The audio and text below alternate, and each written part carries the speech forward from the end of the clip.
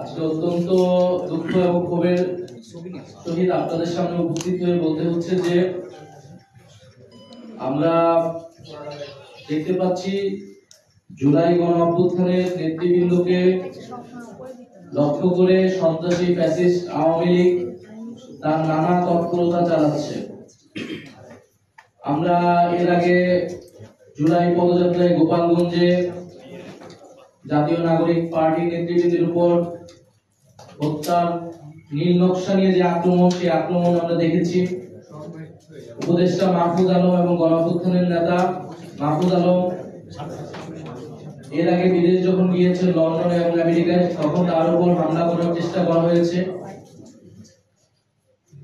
এবং তারই ধারাবাহিকতায় গতকাল আমরা দেখেছি জাতিসংঘের সাধারণ অধিবেশনে ডক্টর মোহাম্মদ ইউনূস ওনার সফর সঙ্গী হিসেবে 3টি রাজনৈতিক দলের নেতৃবৃন্দদের নিয়ে যাওয়া হয়েছিল এবং এয়ারপোর্ট থেকে বের হওয়ার সময় জাতীয় নাগরিক পার্টির সংগ্রামী সদস্য সচিব আক্তার হোসেন এবং সিনিয়র যুগ্ম সদস্য সচিব ডক্টর তাসলিম জারাকে লক্ষ্য করে ফ্যাসিস্ট আওয়ামীরা হামলা করে এবং ভর্ৎসনা করে।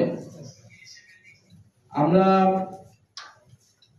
সার্বিক বিষয় পর্যালোচনা করে বলতে চাই যে এই যে ক্রমাগত হামলা, ষড়যন্ত্র এবং অপতৎপরতা চলমান রয়েছে, সরকারের পক্ষ থেকে উপযুক্ত কোনো ব্যবস্থা আসলে নেওয়া হয়নি।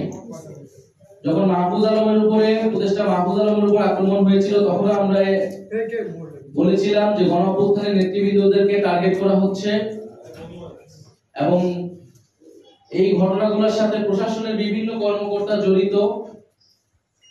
ভিতর থেকে এই ইনফরমেশনগুলো লিক করা হয় এবং সরকার এবং পররাষ্ট্র মন্ত্রণালয় থেকে নিরাপত্তা প্রদানের যে ধরনের ব্যবস্থা নেওয়া হয়েছিল, সেই ব্যবস্থাগুলো যথাযথ ছিল না বলেই গতকালের ঘটনা ঘটতে পেরেছিল।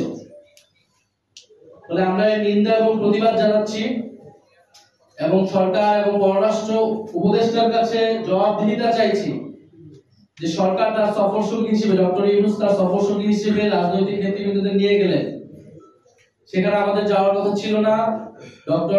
প্রধান উপদেষ্টা ডক্টর মোহাম্মদ ইউনূসের আহ্বানে আমরা রাজি হয়েছিলাম। সেখানে তাদের সম্পূর্ণ নিরাপত্তা এবং সম্মান নিশ্চিত করার দায়িত্ব ছিল সরকার এবং প্রশাসনের, সেটি করতে তারা ব্যর্থ হয়েছে। দ্বিতীয়ত, এটি কোনো বিচ্ছিন্ন ঘটনা নয়। আওয়ামী লীগ, ফ্যাসিস্ট আওয়ামী লীগ যে নানা তৎপরতা দেশে এবং বিদেশে করতেছে, দেশকে অস্থিতিশীল করা, গণ অভ্যুত্থানের নেতৃবৃন্দ, শহীদ পরিবার এবং আহতদের লক্ষ্য করে তাদের আক্রমণ করা, সাইবার জগতে তাদের নিয়ে নানা নেতিবাচক এবং প্রোপাগান্ডা ছড়ানো, এই সকল কিছু যে চলমান রয়েছে, তারই ধারাবাহিকতা হিসেবে গতকালকে ঘটনাকে দেখতে হবে। ফলে সরকারের পক্ষ থেকেও যে বিচার নিশ্চিত করার বিষয়টা আমরা বারবার বলে আসছি, সেই জায়গায় দুর্বলতা আছে দেখেই আওয়ামী লীগ এত তৎপরতা করার সুযোগ পাচ্ছে।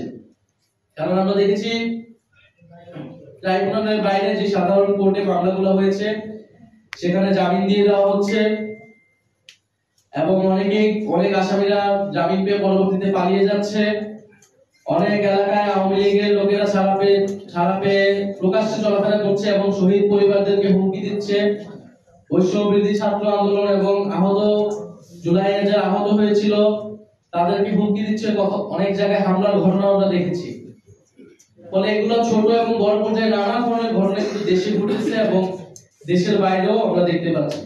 ফলে এই জায়গায় সার্বিকভাবে এটা সরকারেরই দায়িত্ব এই পরিস্থিতি থেকে উত্তরণ করা এবং সেটার জন্য সরকারের যে সর্বস্তরে ফ্যাসিবাদের দোষররা এখনো রয়ে গেছে, তাদেরকে অপসারণ করতে হবে, চিহ্নিত করতে হবে এবং শাস্তির আওতায় আনতে হবে এবং যে বিচারের কথা বলতেছে, সেই বিচার দ্রুততার সাথে নিশ্চিত করতে হবে। আমরা গতকালকের ঘটনার প্রেক্ষিতে আমাদের আজকে বিকালে 4টার সময় শাহবাগে জাতীয় নাগরিক পার্টির ঢাকা মহানগর উত্তর এবং দক্ষিণের উদ্যোগে বিক্ষোভ মিছিল অনুষ্ঠিত হবে এবং বাংলাদেশের সকল জেলা এবং মহানগরে গতকালকে হামলার প্রতিবাদে বিক্ষোভ মিছিল অনুষ্ঠিত হবে। এছাড়া আমরা সুস্পষ্ট কিছু দাবি সরকারের কাছে রাখতে যাচ্ছি। গতকালকের ঘটনায় সকল হামলাকারীদের চিহ্নিতকরণ এবং অবিলম্বে গ্রেফতার করা। নিউ ইয়র্কের কনসুলেট জেনারেলকে অবিলম্বে পদত্যাগ করতে হবে এবং ঘটনার সম্পূর্ণ তদন্ত করে নিরাপত্তা প্রদানে ব্যর্থ কর্মকর্তাদের শাস্তিমূলক ব্যবস্থা নিতে হবে। দ্বিতীয়ত, ফ্যাসিবাদের জমানায় নিয়োগকৃত আওয়ামী দোসরদের ফরেন মিনিস্ট্রি থেকে অপসারণ করতে হবে। উপদেষ্টা মাহফুজ আলমের উপর হামলাকারী হিসেবে যে 5 জনকে গ্রেফতার করা হয়েছে তাদের তালিকা প্রকাশ করতে হবে। তৃতীয়ত, জুলাই গণহত্যার বিচার স্বচ্ছ করা এবং ত্বরান্বিতকরণ করা। দল হিসেবে সন্ত্রাসী আওয়ামী লীগের বিচার নিশ্চিত করা। ট্রাইব্যুনালে এখনো দল হিসেবে আওয়ামী লীগের বিচার শুরু হয়নি।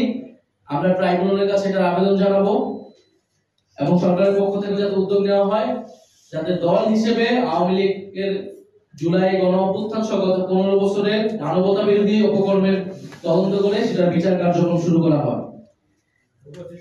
এছাড়া পররাষ্ট্র উপদেষ্টার সাথে আমরা বসবো এবং তার থেকে আমরা জবাব দিতে চাবো কেন বারবার এই ঘটনাগুলো ঘটতেছে দেশের বাইরে।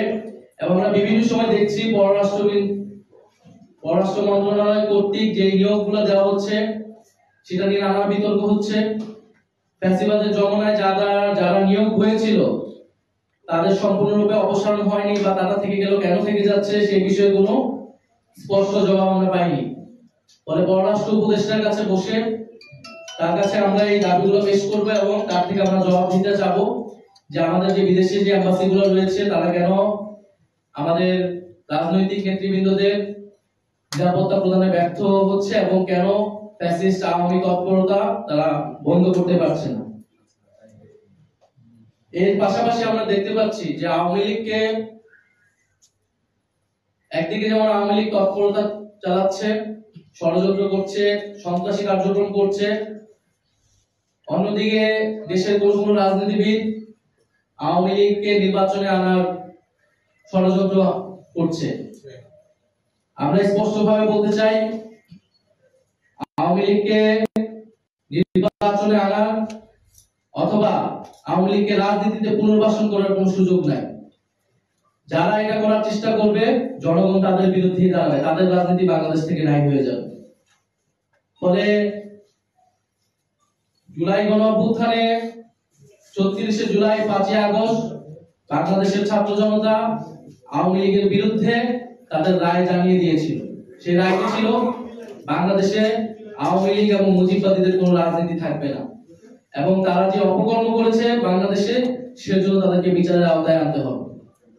ফলে সেই জায়গায় আমি আহ্বান জানাবো ফ্যাসিবাদ বিরোধী সকল রাজনৈতিক পক্ষকে যাতে এই আওয়ামী লীগ প্রশ্নে মুজিববাদ প্রশ্নে আমরা সবাই এক থাকি, বিচারের মাধ্যমে আমরা যাতে তাদের রাজনৈতিক ফয়সালা করতে পারি এবং আওয়ামী লীগকে পুনর্বাসনে আওয়ামী লীগের ষড়যন্ত্র করা, দেশকে অস্থিতিশীল করার সকল ষড়যন্ত্র আমরা যাতে ঐক্যবদ্ধভাবে রুখে দিতে পারি। ধন্যবাদ আপনাদেরকে। পর্যায়ে আপনাদের যদি কোনো প্রশ্ন থাকে